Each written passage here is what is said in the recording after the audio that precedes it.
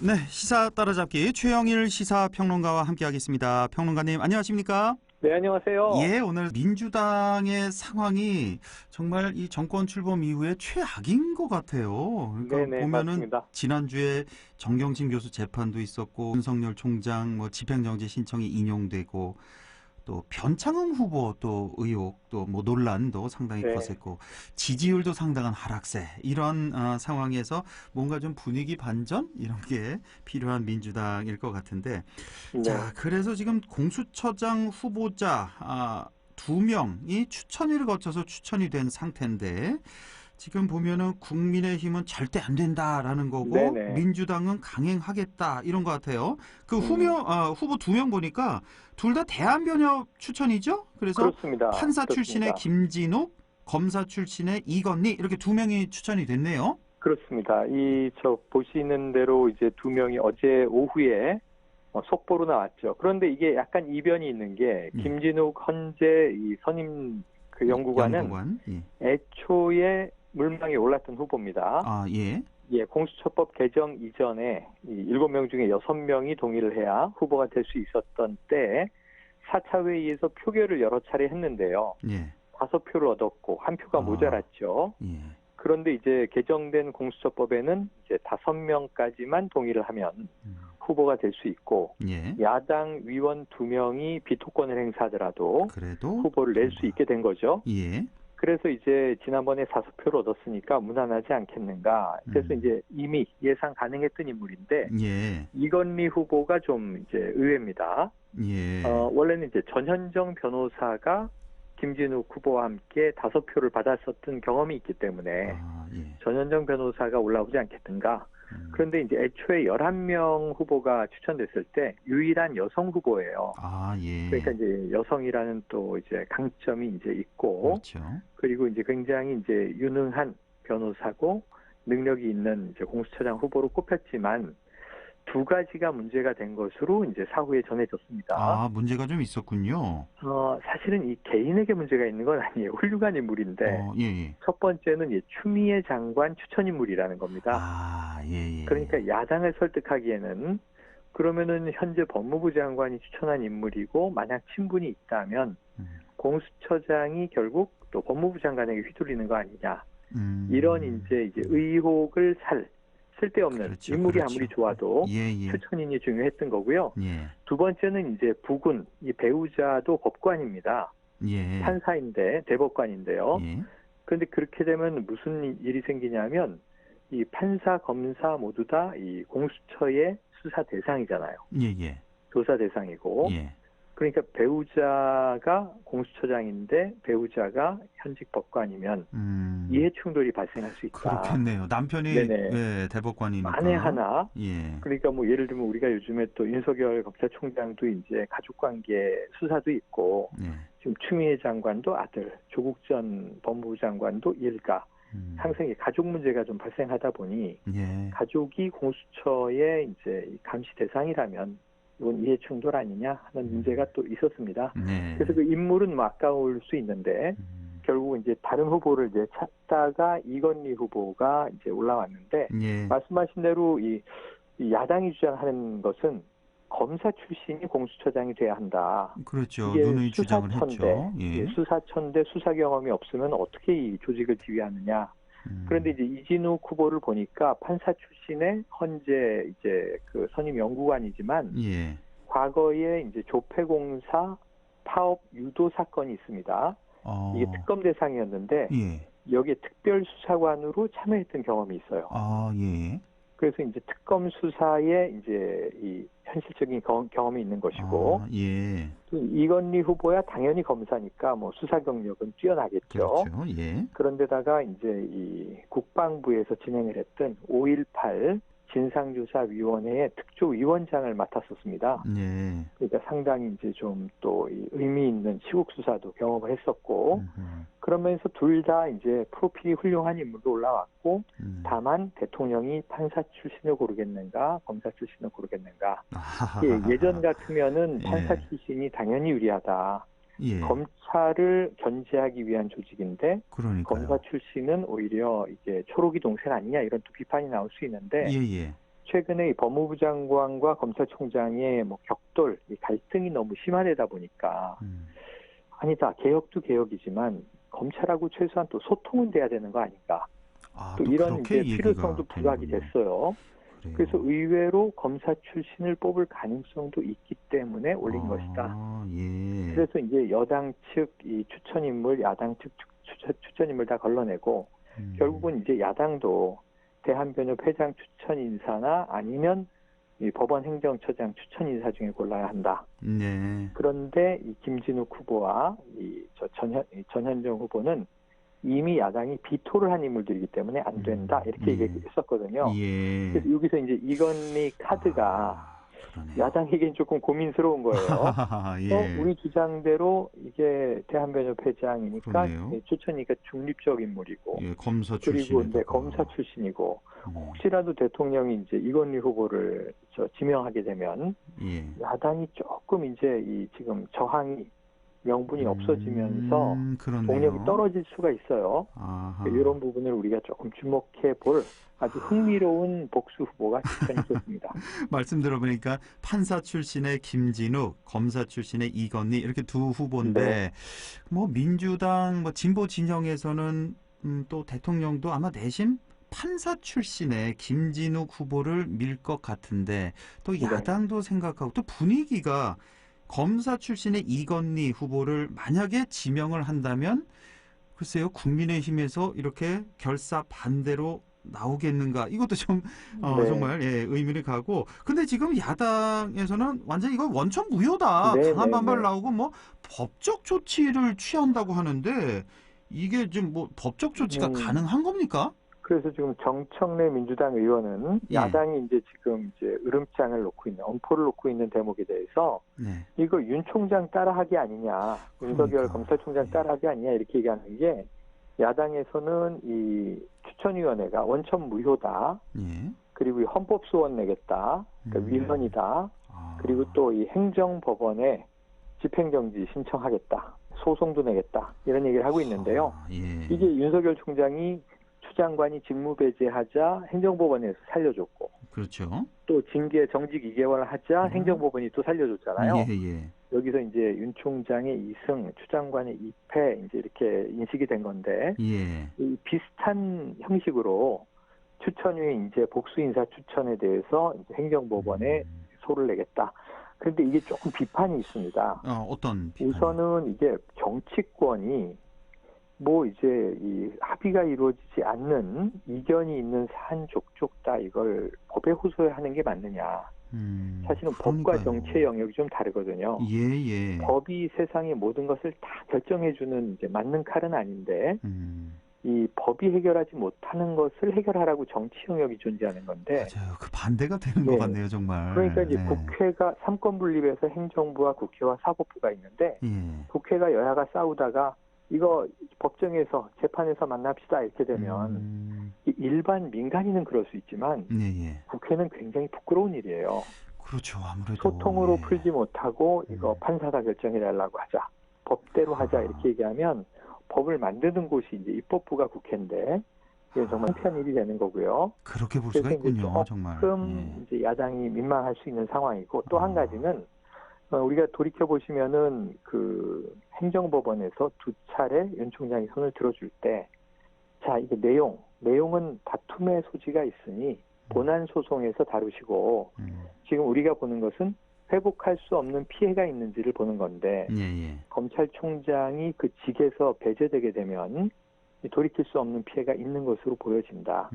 그러니까 이 징계가 유효한지 무효한지, 직무배제가 정당했는지 뭐 부당했는지 이것은 판결로 들어보고 지금은 일단 빨리 가서 일하시오 이런 분위기거든요. 예. 그런데 지금 이게 공수처장은 역대 초대처장을 뽑는 거잖아요. 예. 그리고 이게 누굴 징계하거나 불이익을 주는 게 아니란 말이죠. 예. 오히려 조직의 장을 뽑기 위한 위원회였기 때문에 이게 약간 징계위원회랑 모습은 비슷해 보이죠. 7명이 다 있지 못하고 그렇네요. 예. 1명, 2명, 3명 빠지고 4명이 모여서 3명이 표결했으니까 이번 추천위원회는 7명인데 2명이 퇴장해버리는 바람에 5명이 결정을 했는데 만장일치로 이제 5명의 동의가 이루어진 거죠. 예. 근데 여기서 도대체 돌이킬 수 없는 피해는 어디 있느냐? 이 피해는 없고 네. 오히려 이제 7월 15일에 법적으로 출범해야 할 공수처가 이 수장을 뽑지 못해서 지금 반년 이상 늘어졌잖아요. 예. 그리고 행정법원에서 이건 돌이킬 수 있는 피해를 찾기가 어렵고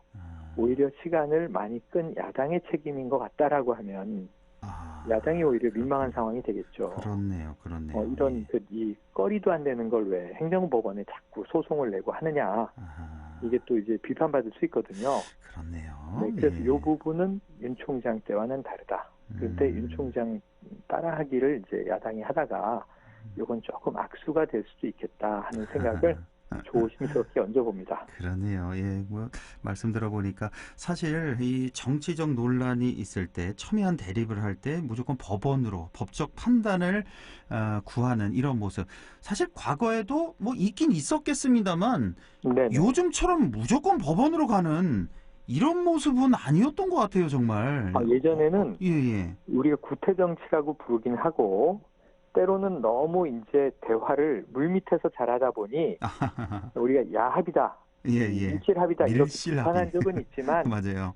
소통을 너무 잘해서 문제였을 수도 있는데 이게 비공개였던 게 문제고요. 예, 불투명했던 게 문제고 예. 지금 같은 상황에서는 참 이렇게 정치가 소통을 안 하면 정치가 아닌 거거든요. 예. 주장만 그러니까요. 있고 상대의 말을 경청하지 않고 양보와 타협도 없고 이게 이제 현대 정치의 문제긴 한데 예전에는 정치를 법이 결정하는 것은 선거 정도였어요. 선거. 예. 불법 선거가 있으면 우리나라 그렇죠. 중앙선관위가 검찰에 수사 의뢰를 하고 예. 법정에서 결정에 따라서 당선 무효 예. 또 이제 의원직 상실 이런 일이 이제 지금도 벌어지지 않습니까? 그렇습니다. 상당히 빨리 이때도, 결정을 하는. 예. 이때도 서로 정당끼리 선거에서는 막 이제 상대 후보를 고소고발했다가 그렇죠. 다 그리고 취하하죠. 끝나면 예. 6개월 이내에 다 취하하고 맞아요. 서로 신사협정하는 게 관례였는데 예. 요즘은 그냥 끝까지 갑니다. 참, 예, 너무 극단으로 치닫는 네. 것 같고 지금 상황을 보면은 민주당 측에서는 또 할 말이 있는 게 네. 우리 180석이나 몰아준 국민의 그 뜻을 받들어서 뭐 각종 개혁을 추진하겠다. 지금도 너무 네네. 늘어진 감이 있다. 이런 입장이고 또 저 국민의힘 입장에서만 보자면 저 거대 여당이 너무 자기 마음대로 한다, 독주를 한다 이렇게 네네. 봐서 지금 할 수 있는 방법이 이거밖에 없다. 이거 아니겠습니까? 그렇기는 한데 예. 또 한 가지 지금 이제 민주당에 대한 비판도 있어요. 예. 처음에 앵커께서 시작하실 때 지금 정부, 민주당 모두 좀 최악의 상황이다. 예. 근데 그게 맞는 게 너무 1년 내내 코로나19로 국민들은 이제 피곤에 막 절어 있는 상황에서 예. 지금 이게 추장관, 윤 총장 갈등이 1년 온 거 아닙니까? 예. 근데 이제 윤 총장이 마지막에 이제 어찌 보면 기사회생하고 있는 상황이고 추 장관은 지금 오늘 내일 사표가 수리될 상황으로 관측이 되고 있습니다. 예. 그런데 이제 이 상황을 그냥 좌시할 수 없는 민주당 일각에서 이제 검찰총장 탄핵론이 나오고 있는 거예요. 그것도 좀 여쭤보고 싶었어요. 예. 그런데 예. 요거는 조금 이제 우려가 있어요. 그러니까 지금 저도 잘 모르는 입장에서 그 검찰총장을 다시 탄핵을 간다. 그러면 국회 일단 뭐 절반의 동의가 있어야 된다면서요. 국회는 통과가 되겠지만 되겠지만 이게 또 헌재를 또 가잖아요. 헌재에서 막히겠죠. 이게 대통령 탄핵하고 절차가 같습니다. 이게 헌재 재판관 9명 중에 6명 찬성해야 되나요? 그렇습니다. 인용을 해야 되나요? 맞습니다. 그러니까 이거 좀 너무 무리수가 아닌가 그런 생각이 좀 드네요. 그러니까 징계가 그 징계를 조직 내에서 법무부에서 내린 것도 지금 행정법원의 문턱도 못 넘어섰는데 그러니까요. 이게 헌법재판소에서 과연 헌법재판관들에게 이걸 올렸을 때 말씀하신 대로 9명 중에 6명 이상이 그래 탄핵이 맞다 이렇게 보겠는가 쉽지 않다.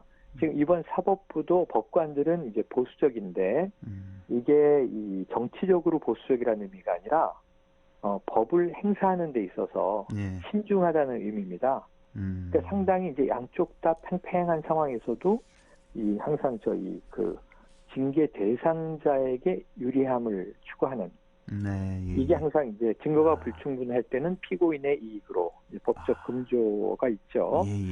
그래서 이제 그런 헌재도 마찬가지일 거예요. 사실은 헌재에서 탄핵이 가결되리라는 가능성은 매우 희박한데 지금 민주당에서는 이제 분노감이 있는 거죠. 그래서 이게 제가 요즘 쓰는 표현인데 자, 검찰총장이든 검찰이든 이게 권력에 있어서는 도구일 뿐이에요. 예. 국민에게 이로움을 주기 위한 도구인데 예.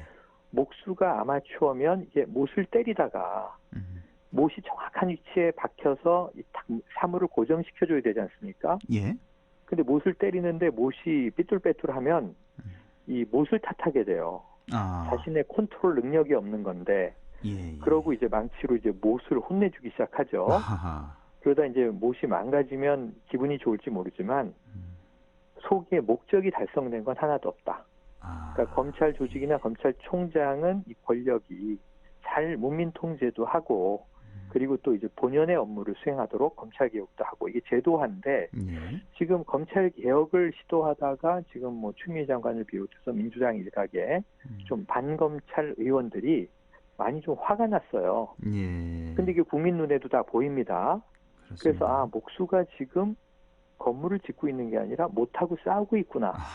이런 생각을 하게 되면 그 표현이 아주 못을 탓하는 적절하네. 국민이 없어요. 목수가 잘못됐다 그러죠. 아, 그래서 그렇죠. 지금 여기서 탄핵까지 거론하는 것은 조금 이제 과유불급이다. 예, 예. 지금 민주당의 뭐 허영 대변인 같은 경우에도 당 지도부의 입장은 이건 조금 더 나간 표현이다.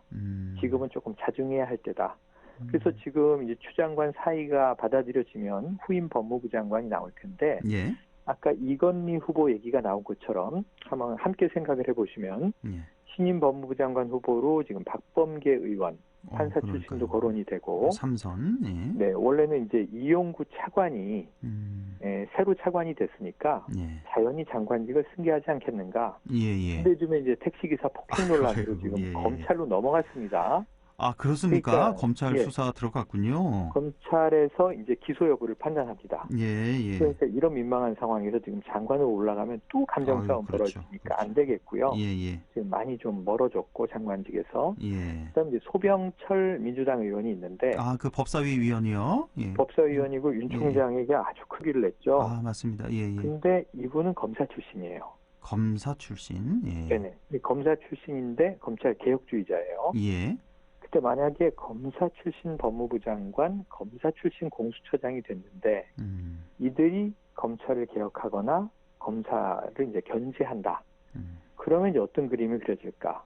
이것도 이제 하나의 새로운 시나리오로 이제 등장하고 있습니다. 예. 물론 이제 최종적인 선택은 대통령의 뜻이고 가급적 아마 비검찰 인사가 예. 공수처나 법무부를 맡을 가능성이 매우 높습니다. 아, 그래요? 그 지금으로 봐서는 뭐 박범계 네. 의원이 가능성이 더 높다고 봐야 되나요, 그러면? 그거는 딱 단정짓기는 어렵습니다. 단정짓기는 어렵고. 예, 또 예. 제3의 인물일 수도 있는 거죠. 그렇죠. 예. 네. 그리고 만약 이제 지금 하지만 이제 지금 인사청문회도 있고 예. 지금 법무부 장관은 검찰과도 싸워야 되지만 또 야당과도 싸워야 되고 그렇죠. 지금 언론과도 싸워야 됩니다. 추 장관 정도니까 여기까지 왔다고 볼 수도 있어요, 사실은. 그렇죠. 예. 성격이. 네, 그렇다 보니까 이제 보통 이제 뭐 호락호락한 인물이 아니어야 되기 때문에 예. 지금 이제 대통령의 고심도 클 것이다. 이렇게 보여지고 결국은 예. 이 지금 아까 말씀하신 4명의 이 사개부처 신임 장관들은 업무를 시작했지만 예, 예. 지금 2차 개각이 또 연말 연초에 있을 거잖아요. 아, 참, 그 변창흠 장관으로 임명을 했죠? 오늘인가요? 오늘부터 업무 시작이 됐습니다. 업무를 했고, 예, 임명을 했고. 네, 그러니까 권덕철 보건복지부 장관, 예. 그리고 전해철 행안부 장관은 이제 이미 엊그제 업무를 시작했는데 예. 오늘 임명장은 4명이 동시에 받았습니다. 아, 그래요? 동시에. 예. 그래서 오늘부터 변창흠 국토부 장관, 예. 또 정영애 여가부 장관, 예. 이제 4개 부처 장관은 다 교체가 이루어졌고 물론 변창흠 후보 때부터 논란이 컸고 야당은 인정할 수 없다 이런 입장이에요. 왜냐하면 이번 정부에 들어와서 26명의 장관이 야당 반대를 무릅쓰고 임명 강행이 되다 보니까 예, 예. 이게 역대에서 아마 MB정부 때 14명 장관이 강행된 게 최다였을 텐데 그렇습니까? 지금 26명이 두 배 됐으니까 가까이. 많긴 많죠. 그러니까 그 청문 보고서가 채택이 안 된 상태로 임명이 된 거. 네, 야당이 그렇죠. 비협조도 있죠. 그런데 예를 들면 변창흠 후보 같은 경우에는 이제 국민의힘은 아예 청문 보고 채택을 거부했고 예. 정의당은 들어갔는데 예. 청문 보고의 입장을 야당이 넣었어요. 이걸 또 국민의힘은 정의당이 또 둘러리 섰다 이렇게 얘기하는데 예. 정의당은 부적격으로 입장을 넣습니다. 아, 그래요. 예. 그러니까 이제 여당은 민주당은 야당은 반대할 수 있다. 그러면 부적격이라는 입장을 청문 보고서에 명기하면 되지. 왜 아예 이렇게 밑도 끝도 없이 거부하느냐. 네. 이것이 이제 장관 임명 강행이 이번 정부에서 빈번하게 된 원인이다. 야당 책임도 있다. 이런 거고요. 예. 지금 뭐 사실은 제가 보기엔 양쪽 책임이다. 일부씩 있습니다. 예. 그런데 이 상황에서 연말에 추미애 장관 이제 이 사표 수리가 언제냐, 후보 지명은 누구냐 이거가 문제고 예. 지금 박영선 중소벤처기업부 장관이 서울시장 출마로 결심을 굳혔다는 관측입니다. 아, 그래요? 그 전해졌습니까? 조만간 네, 지금 일단 일부 언론에서 이제 보도가 되고 있고 본인이 예. 인정한 바는 없지만 예. 이번에 아마 장관직에서 대통령에게 사의 표명을 했다는 속보가 나오거나 예. 뭐 대통령이 이제 새롭게 이제 중소벤처기업부 장관을 교체한다라는 청와대 인사가 나오면 예. 그땐 서울시장 직행하는구나 이렇게 생각을 해도 예. 전혀 문제가 없겠습니다. 아마 다들 예상을 했을 겁니다. 박영선 장관이 지금 여권에서 네. 지지율 1위잖아요. 1위인 상태에서 맞아요. 안 나올 수가 없는 상태죠, 뭐. 네네. 그래서 이제 왜 이것이 기정사실화됐냐면 예. 기자들의 질문에 자 당이 지금 어렵다. 당이 이제 필요로 한다면 무엇이든 해야 되는 거 아니냐 예. 하는 발언이 나오자마자 이건 서울시장이다. 이렇게 얘기가 이제 보도가 된 거죠. 뭐 그렇게 봐야죠. 그러면 맞습니다. 여권에서는 박영선 장관 뭐 거의 뭐 나올 것 같고 박주민 의원도 얘기가 많이 나오고 우상호 의원은 뭐 이미 출사표를 던졌고 선언했고 그리고 오늘 보니까 기사에 임종석 전 실장 얘기도 좀 거론이 되던데 네네.